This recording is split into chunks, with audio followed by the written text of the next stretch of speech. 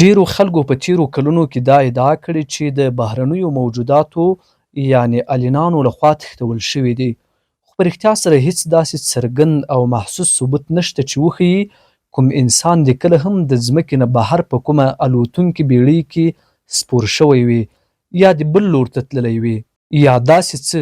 دا ټول یوازې هغه عجیبه کیسې دي چې خلک وایي له دوی سره شوي دي، او که څه هم د دغو ډیرو کیسو ارزښت ډیر ژر د دروغو او جعلي خبرونو په توګه ختم شوی دی.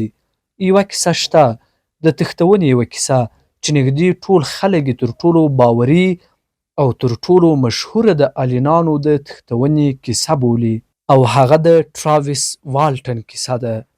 دا قضیه ځکه ډیره مشهوره شوه چې د نورو ډیرو فضایي موجوداتو د تښتونو برعکس چې هیڅ ثبوت پکې نه و او یوازې د یوه کس شخصي روایت و، په دې قضیه کې بشپړه پولیسي پلټنه شوې ده. ټراویس والټن په خپله او همدارنګه نور شاهدان تر 16 پورې د درواغو پیژندونکو ازموینو ته حاضر شوي دي. سربیره پر دې 6 عاقل او هوښیار کسان موجود وو چې په خپلو سترګو یې د تښتونې پیښه ولیدله، او دوی د 40 کلونو په تیریدو سره هم خپله کیسه بدله نه کړه، او د درواغو پیژندونکو ټولې ازموینې بریالۍ تیرې کړې. تاسو به فکر وکړئ چې ښایي په کوم وخت کې به یې خپله کیسه بدله کړې وای، ځکه چې دوی له سختو څیړنو او نیوکو سره مخ شول. دې پیښې د دوی د ډیرو ژوند او مسلکونه ګډوډ کړل، ځکه خلکو هغوی لیوني بلل چې ګواکې باور یې کړی و UFO ټراویس والټن تښتولی دی. که څه هم دوی په یو ډول مشهور شول، خو دا شهرت د تر ټولو بدو لارو و. نو دا ټول عوامل یو ځای دا کیسه تر یوه بریده د باور وړ ګرځوي. او که فرض کړو چې دا الیني تښتونه نه وه، نو بیا دا پوښتنه راولاړیږي د دروغو پیژندونکو ازموینې ته به څه ځواب وایو؟ دې حقیقت ته به څه وایو چې ټراویس والټن 15 ورځې رښتیا هم ورک و او نه پوهېدو چې چیرته و. د هغه د موندلو لپاره پراخ لټون شوی و، نو ډیرې پوښتنې بې ځوابه پاتې دي.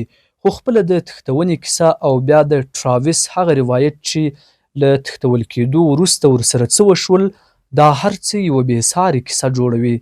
دا کیسه کتابونو او فلمونو ته واوښته او تر نن ورځې پورې د فضایي موجوداتو د تښتونو له تر ټولو زړه راښکونکو کیسو څخه یوه ګڼل کیږي. په 1975 کال کې ټراویس والټن چې هغه مهال 22 کلن و، د اریزونا د سنوفلیک په ښار کې د بد هلک په نوم مشهور شوی و.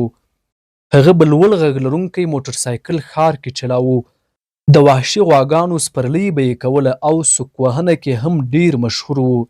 یوه مشهوره کیسه دا وه چې هغه یو ځل له خپلو ملګرو سره په موټر کې روان و چې ناڅاپه یو لوی خرس له ځنګله راووت او د سړک په منځ کې ودرېد. ټراویس بې له شېبې ځنډه له موټره ښکته شو او په خرس پسې یې منډه کړه او هغه یې بیرته ځنګل ته دننه کړ.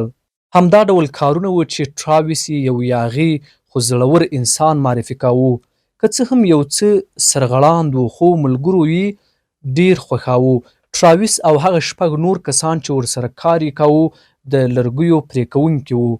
دوی به قراردادونه اخیستل او په ځانګړو سیمو کې به یې ونې پرې کولې. دوی لوی ماشینونه لرل، یوازې زنځیري ارې، لاسي ارې او تبرونه. دې 7 کسانو خطرناک کار کاوه، ځکه د سترو ونو پرې کول او د خطرناکو وسایلو کارول اسانه نه وو. مایک راجرز چې د ډلې مشر وو، ویل یې چې هغه کسان چې ده به ګمارل باید ډیر عاقل او متوازن وای. داسې خلک نه وو چې د خیالي فضایي موجوداتو د کیسو د جوړولو تمه ترې وشي.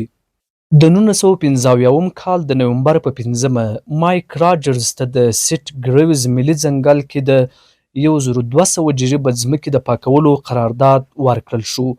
دوی څو ورځې سخت کار وکړ، خو د 3مې ورځې تر پایه لا هم له مهالویشه شاته وو.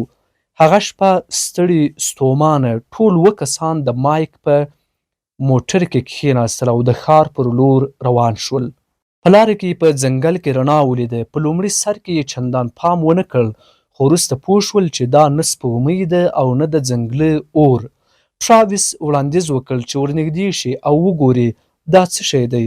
دوی یوې پاکې شوې سیمې ته ورسېدل او هلته یې هغه څه ولیدل چې ټول یې حیران کړل. یو ګرد د ډیسک په څیر الوتونکی شی چې د څراغونو تختې یې لاندې وې او د ځمکې له سطحې شاوخوا 50 تر 100 فوټه پورته ځوړند ولاړ و. دا شی نه څرخي نه حرکت کوي، یوازې په هوا کې ځوړند و. ټراویس لکه څنګه چې د ده عادت و له موټره ښکته شو او د هغې بیړۍ پر لور روان شو. ملګرو یې چیغې وهلې چې بیرته راشه، خو هغه مخ په وړاندې روان و.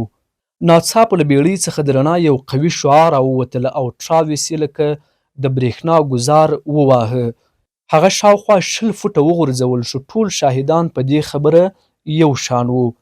ملګري یې له ویرې وتښتېدل، خو لږ وروسته بیرته راوګرځېدل. بیړۍ ورکه شوې وه او ټراویس هم نه و. دوی پولیسو ته خبر ورکړ. پراخه پلټنه پیل شوه، خو هیڅ نښه ونه موندل شوه. ښار د دې شپږو کسانو پر ضد ودرېد او خلک یې قاتلان بلل. 5 ورځې وروسته ټراویس ناڅاپه بیرته راښکاره شو.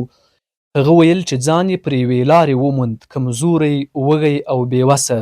هغه یوه ټلیفوني غرفه وموندله او خپل ورور ته یې زنګ وواهه.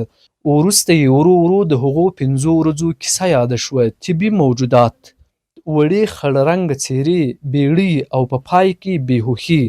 دا کیسه د 40 کلونو په اوږدو کې بدله نه شوه. تر 1400 پورې د درواغ پېژندونکي ازموینې واخیستل شوې او ټولې بریالۍ وې. خو بیا هم خلک په 2 ډلو وویشل شول، هغه چې باور کوي او هغه چې باور نه کوي. اوس پرېکړه ستاسو په لاس دی. تاسو مو هم خپل نظرونه کومنټ کې راسره شریک کړئ چې دا کیسه به تر څومره بریده رښتیا وي.